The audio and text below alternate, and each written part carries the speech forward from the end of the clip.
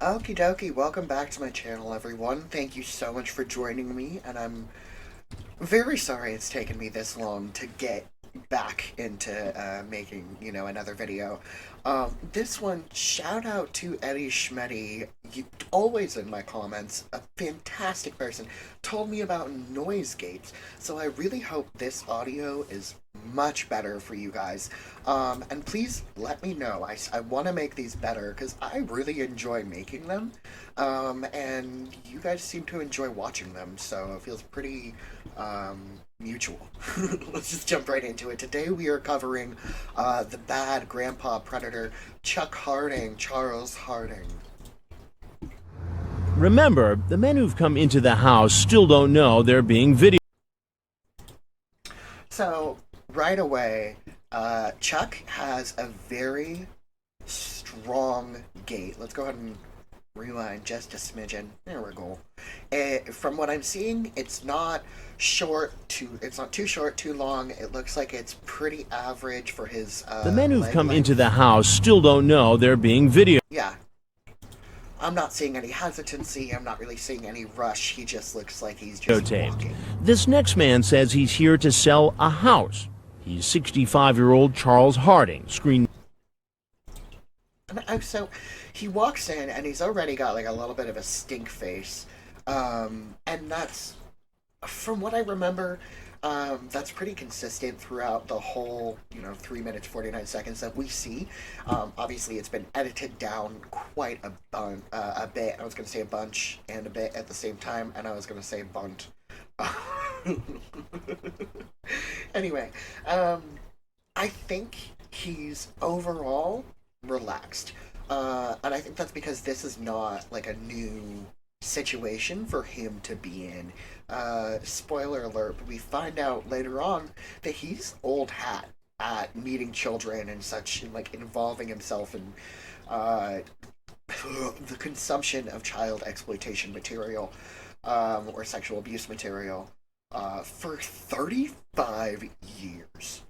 Holy shit. He's 60, 65, something like that. For half of his life, he's been consuming child sexual exploitation material. Jesus fucking Christ. So he's old hat at this. I think this is so normalized to him that it's not even really phasing him, especially because there's no... Like, there are so many signs that this is a setup. Because he's such an old hat at this, I expect him to be, I guess, more aware, but I don't know, maybe he's losing his edge in his old named age. Hard Chuck 1, here to meet this 13-year-old boy. Oh, that's an adorable little kid. Look at that little face. And that's something that fucking disgusts me. It's like, how do you see this little kid and be like, hell yeah? That doesn't make any sense to me. Again, Sorry, I thought my grandma came home. I forgot to shut my door, and so I didn't want this whole audio recording so far to have her talking to herself in the background, because I love her, but she talks to herself. So. the decoy used an old photo given to him by Dateline. Based on his reaction, Hey, how are you? Okay. I'm a... Okay, the first time I watched this, Chris jump scared me. Like, I jumped too. Like, Chuck and I damn near went into cardiac arrest together. It was just so unexpected. It was something about the editing. I don't know. I'm about Chris the got me last right around person that. he's expecting to see. What you up to today? Nothing. Call. You talk with a gentleman. So the first time I watched this, I wasn't, I guess, super paying attention because I have notes on my other monitor here. I have a note here saying that Chuck didn't take his eyes off Chris, as he was walking to the stool. But I saw there he did turn his back to Chris for a moment, but he was still kind of looking over his shoulder. It was a very quick exchange, very, very short. But he keeps eye contact with Chris for sure while he's sitting down on that bar stool, and that doesn't have a back to it. It's not really a heavy chair, so it's gonna scoot, and it did. You heard it. It scooted back, and that to me says that he considers Chris the biggest threat right now. Like, it's threat in this room, in this whatever, but Chris is a threat. Because he's, like I said, he's like 60, 65 or something. My grandma barely 10 years older than him. And a couple months ago, she was gardening, took a step backwards, and fell on her ass, and she broke 3 ribs, just from just falling, like the impact of it. So at that age, you have to be careful about where you're just putting your body. And because he's not, I think that says a lot about how afraid he is. I have a place that I have for sale. So. Oh, you're selling a... Okay, let's rewind to his little face. So, like I said before, I think that stink face he makes is either like a stress tick, like a muscle, something.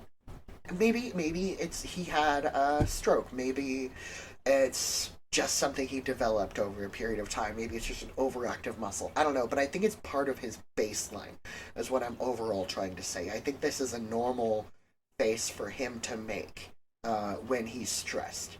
I don't think this is outlying behavior.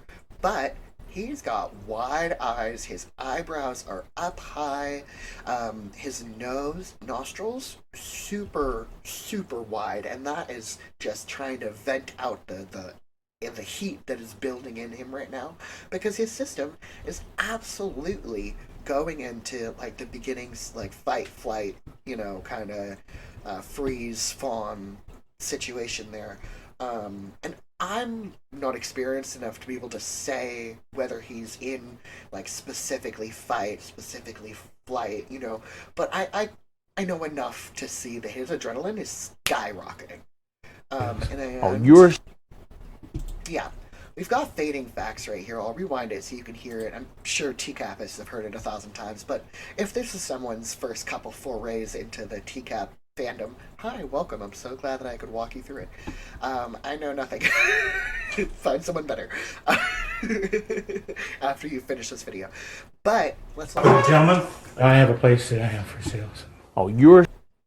He can't finish it. It's not that his voice is giving out yet.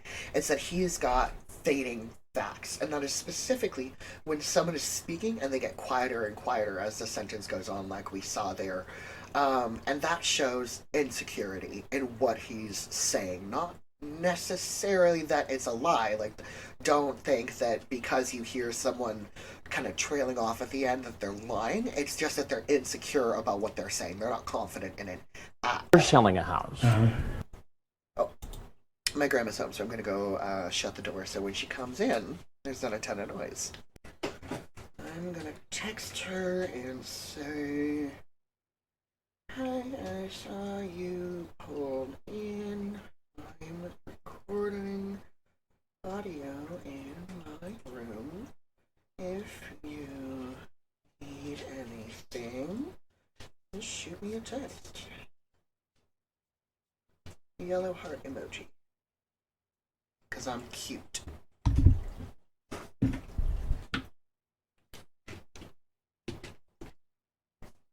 Alright, let's jump back in. I see he was interested. Well, here's what doesn't make sense about that. Okay, I do want to go back. So he says something very cool about Saul, is that he's got the little transcript here. So he says, nothing, talked with a gentleman. I have a place that I have for sale. So, and what he did here is he corrected himself. Instead of I called Jason, I think that's the decoy's name here, Jason, I called Jason. It's, I just talked with a gentleman. It's softening the implication of him talking to a child. But it's also kind of setting up his alibi in that, I didn't know that there was a kid. I'm just trying to sell my house. I'm just trying to sell a place. How is a 13-year-old going to afford to buy your home? Well, I didn't know how old he was. I didn't stop to ask his age. Well, Chuck, the only problem with that story is that I have the transcripts of your conversation with Luke. Okay, I'm going to play this face that he makes in quarter speed because it's so fast. He goes through so many emotions so fast. And I don't think I'm seeing the whole picture. I know for a fact I'm not seeing the whole picture. Let me correct myself. So I want you guys to tell me what you see here, because again, I'm not an expert, and this is a very intense moment for him, and so there's a lot going on internally. But I am going to tell you what I see here. What are you looking for? I could be your grandpa. Into young. Okay, so I know he's going to make another voice there, or another voice, another face, in a moment, and so I just want to talk about what we saw right here. I think first and foremost, shock. Next, fear. Because that's terrifying to be told by a very authoritative looking figure that they have the damning evidence that's gonna send you to jail. You know? Excuse me, I had a little burp. And then he does this asymmetrical mouth shrug. And I don't know. Here, let's. What are you looking for? I could Shock. be your grandpa. And then it just comes up. And because it's that in that muscle here, I'm wondering if it's a stress response, just an overactive muscle, or if it is an asymmetrical mouth shrug that means disgust and contempt. I'm sorry, the asymmetrical mouth shrugs, like, you know, kind of catching your lips, whatever, they typically just imply contempt. I was thinking, I misread my notes over here to keep me on track, because y'all know I'll fucking talk forever. He does that squeeze here. I don't know how else to describe it, but it wrinkles his nose, and that is a disgust gesture. So, yeah, that's why I was saying, like, let me know what you guys see, because this is a lot. And let's get it back to normal playback speed, because I can always forget to do that. Into young boys your age, love to cuddle with them, caress their body, work my, and it goes on from there. Okay, so I want to talk about Chris really quick. So y'all know I don't ever read the chat logs because I refuse to expose myself to that. But I think Chris also didn't have enough time to familiarize himself with this chat, because I think what he was reading was about to get very explicit. And it really seemed to catch him off guard. He does this little hand wavy gesture and then plants himself. Their body, work my, and it goes on from there. And he just kind of throws it away. He has it in his hand and he just tosses it away, tosses it, you know, in front of him, so he's not holding it on anymore. And it's funny because like, every time Chris has to talk about butt stuff in all these To Catch a Predators, he's so uncomfortable. And it just makes me think, like, is he really, really not into anal, or is he just too into anal, you know? Why is he so uncomfortable talking about butt stuff? Finally, he decides to tell the truth, and he actually admits that he might have had sex with the boy. But if he would have consented to having sex, what would have happened? I'd be very hesitant at first. If he continued, then possibly we would have had it. Possibly you would have had sex with a 13-year-old boy. Interesting there that that's another softening kind of technique that Chuck did there. He didn't say if he was interested, then we would have sex. He said if we were interested or whatever, then we would have it. He's distancing himself from it, trying to, like, soften the blow of the implication of having sex with a minor when you're 60, 65, whatever. If, you know, I felt uncomfortable and I felt that he was, you know, not fit or anything, I would have walked away. Not fit? How can a 13-year-old boy be fit to have sex with a 60? So the first time I watched... I watched this. I had been smoking a little bit of it on my bowl, and I was like, Jesus Christ, what the fuck did you just say? And so I was very, very glad that Chris clarified that, because I was like, that's a fucking edit that MSNBC missed. They, holy shit. But no, thank God. 55-year-old man. Don't you see an issue there? Well, I see nothing wrong with cuddling and caressing. Then he talks Like, those still molestation fucking... about a book he reads that fills him with fantasies. It deals with younger, older, father, son. Father, son? Yes. I had to wait for the iconic line. Okay, let's let him finish his little excuse here, because I have... You're talking about fathers having sex with their sons, grandfathers having sex with their grandsons. Doctors with their patients, with the young patients, employees with their young patients. You talk about this like it's some... Okay, there it is. So Chuck, he's leaning forward. He was leaning forward on one arm, right here. He's leaning forward, and it looks like he's trying to, like, have a heart-to-heart with Chris. And then when Chris it deals with younger, older.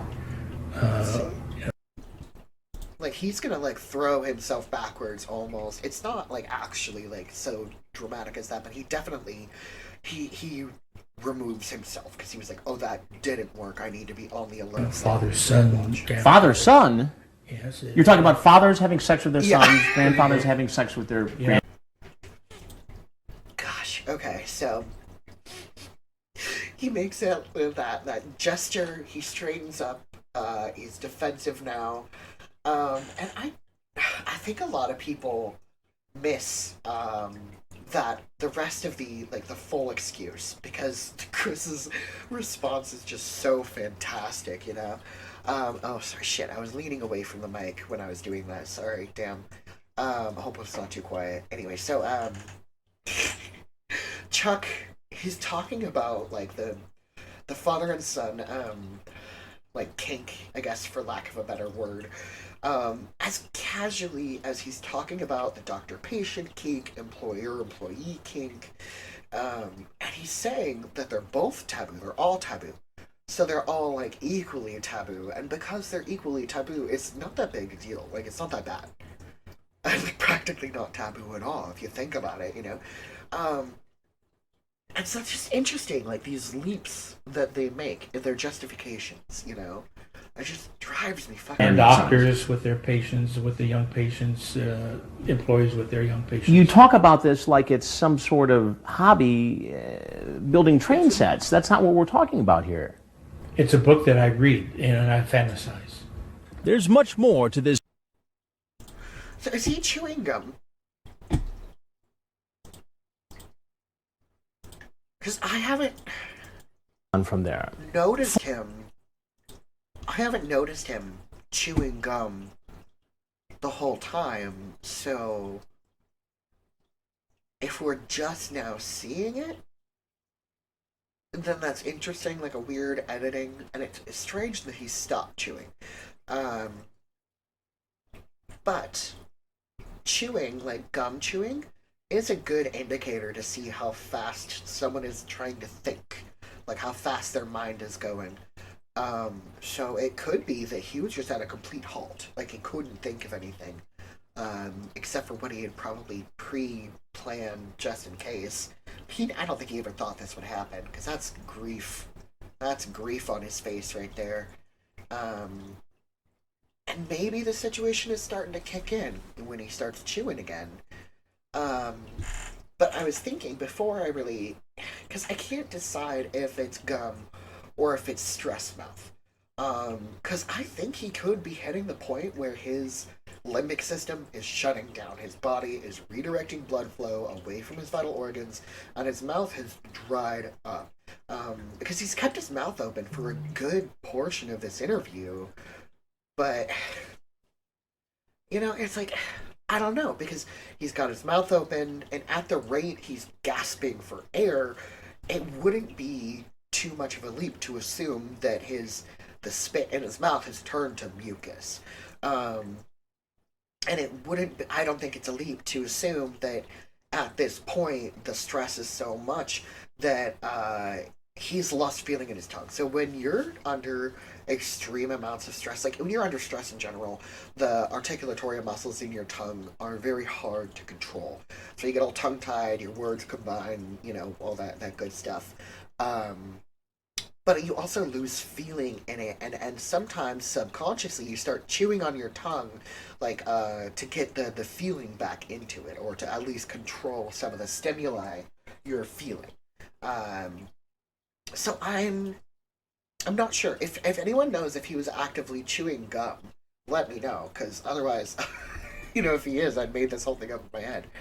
All right. And doctors with their patients, with the young patients, employees with their young patients. You talk about this like it's some sort of hobby, building train sets. That's not what we're talking about here.